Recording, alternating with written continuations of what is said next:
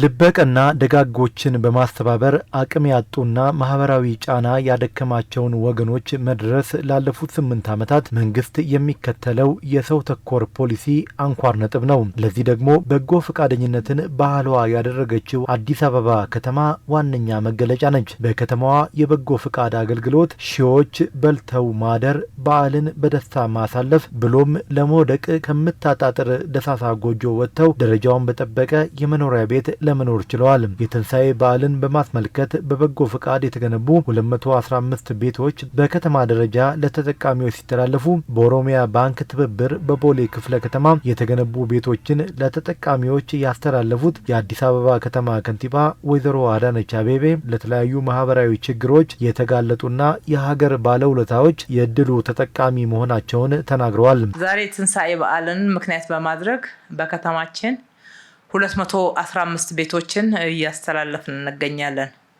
በሁሉም ክፍለ ከተማ ቤቶቻቸው ዘመው ከእርጅና የተነሳ ወድቀው ለኑሮ እጅግ በጣም አስቸጋሪ የሆኑ ቤቶችን ለይተን እንዲሁም ለችግር የተጋለጡ ወገኖቻችን ለሀገር ትልልቅ ዋጋ ከፍለው የመኖሪያ ቤት አጥተው የሚቸገሩትን ለይተን በተጨማሪም ለልማት በተለያየ ቦታ ላይ ፈቃደኛ ሆኖ የተነሱ የከተማችንን ነዋሪዎች ታሳቢ አድርገን እንደዚህ ለሰው ልጅ ክብር የሚመጥን ለመኖር ምቹ የሆነ የኑሮ ጫናን የሚያቃልል አኗኗርንም የሚያዘምን መኖሪያ ቤት በመስራት እያስረከብን ያለነው። በስፍራው የነበረ አንድ ቤተሰብ ብቻ የሚኖርበት የመንግስት ቤት ተነስቶ 40 አባወራዎችን የሚያኖር ህንፃ መገንባቱን የተናገሩት ከንቲባዋ ይህ አሰራር ከከተማዋ ትልቅነት አንጻር መለመድ ያለበት ነው ብለዋል። በከተማዋ ልማት አጠቃላይ የተጠቃሚነት እሳቤ እየተለወጠ መሆኑን የተናገሩት ከንቲባ አዳነች አብሮ መስራትና ትብብርን በማጠናከር ለጋራ ጥቅም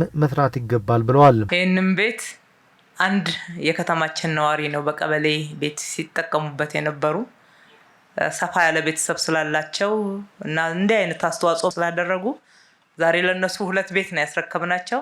አንድ ቤት አንስተን 40 አባወራ ባለቤት እንዲሆን ማድረግ መቻል ማለት ትልቅ ለውጥ ነው። ከተማችን መለመድ ያለበት ይሄ ነው። ለኔ ብቻ ሳይሆን ለኛ እንዴት መሆን ይችላል? አኗኗርን ማዘመን ግድ ነው። ከተማችን ትልቅ ከተማ ናት። የተለወጠው እንግዲህ የመኖሪያ ቤት ዘመናዊ ማድረግ፣ ጽዱ ማድረግ፣ ደረጃውን የጠበቀ አድርጎ መስራትና በበጎ ፈቃድ ይሄንን ወደ ማህበረሰቡ ማድረስ ብቻ ሳይሆን እሳቤውም ጭምር ነው። ይሄ ከእሳቤው ነው የሚመነጨው። በጋራ እንጠቀም፣ ትንሹም የቦታ አጠቃቀም እንዴት አድርገን አልቀን መጠቀም እንችላለን የሚለውን እሳቤ በተግባር ገንብተን ነው ዛሬ አንዱ ወደ 40 ማደግ የቻለው። አካባቢውም እጅግ በጣም በአማረ ሁኔታ እየተገነባ ነው ያለው። ቤቱ ብቻ ሳይሆን እዚህ ቦታ ላይ መኖሪያ ቤት ማግኘት ጥቅሙ ዘርፈ ብዙ ነው። እንደዚህ አብረን ስንሰራ ስንተባበር ከተማችን እናዘምናለን። አኗኗራችን ክብራችን የጠበቀ ይሆናል። የበለጠ ደግሞ ብዙ ተጠቃሚዎችን መድረስ እንድንችል እድል ይከፍትልናል።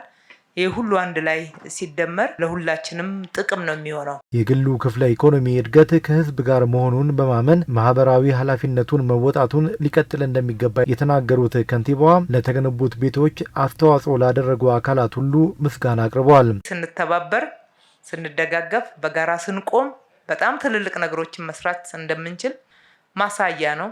የዛሬው 215 ቤቶች የምናስተላልፈው ላይ ከተማ አስተዳደሩ እውነቱን ለመናገር ያቀረበው መሬት አንዳንድ ቦታዎች ደግሞ ጥቃቅን ግብአቶችን ነው እና መሰረተ ልማቱን ነው መብራት፣ ውሃ፣ መንገድ የመሳሰሉትን ያስገባው እንጂ በርካታ ልበቀና የሆኑ በጎ ፈቃደኞች በጋራ ካላቸው ከጎደሏቸው አውጥተው የሰሩት ስራ ነው።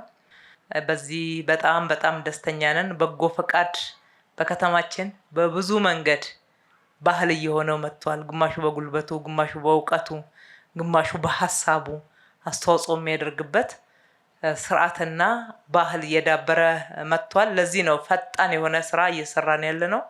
በርከት ያለ ስራም በአንድ ጊዜ ውጤታማ እየሆን ያለነው እንጂ ብቻችን እየሰራን አይደለም። ማህበረሰባችን እያስተባበርን ነው።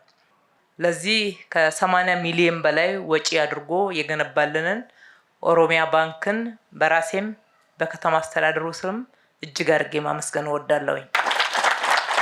በዚህ አጋጣሚ በሁሉም ክፍለ ከተሞቻችን የተባበሩትንና ያስተባበሩትን ሁሉ እጅግ አድርጌ እነሱንም ማመስገን እወዳለሁኝ። የኦሮሚያ ባንክ ቦርድ ሰብሳቢ ዶክተር አሰፋ ስሜ በበኩላቸው ባንኩ በመሰል ማህበራዊ ጉዳዮች ከከተማ አስተዳደሩ ጋር በትብብር መስራቱን ይቀጥላል ብለዋል። ባንካችን የኦሮሚያ ባንክ ይህንን ስራ ስፖንሰር አድርጎ ሲሰራ መጀመሪያ ከከተማ አስተዳደሩ በቀረበልን ጥሪ ምንም ሳናወላወል በደስታ ነው የተቀበልነው። የአክሲዮን ባለቤቶች ከሚያገኙት ትርፍ ማለት ነው ሌሎች እጃቸው ላጠረ ማህበራዊ ችግር ላለባቸው በተለይ የምግብ፣ የልብስ እና የመጠለያ ዋነኛ የሰው ልጅ መሰረታዊ ፍላጎቶች ናቸው። መጠለያ ማለት በጣም አስፈላጊ ነገር ነው። ሰው መጠለያ ካገኘ ቆሎ እንኳን በልቶ ውሃ ጠጥቶ ማደር ይችላልና ይህን መሰረታዊ ነገር ነው ሊያሟላ የፈለገውና በደስታ ነው የተቀበልነው።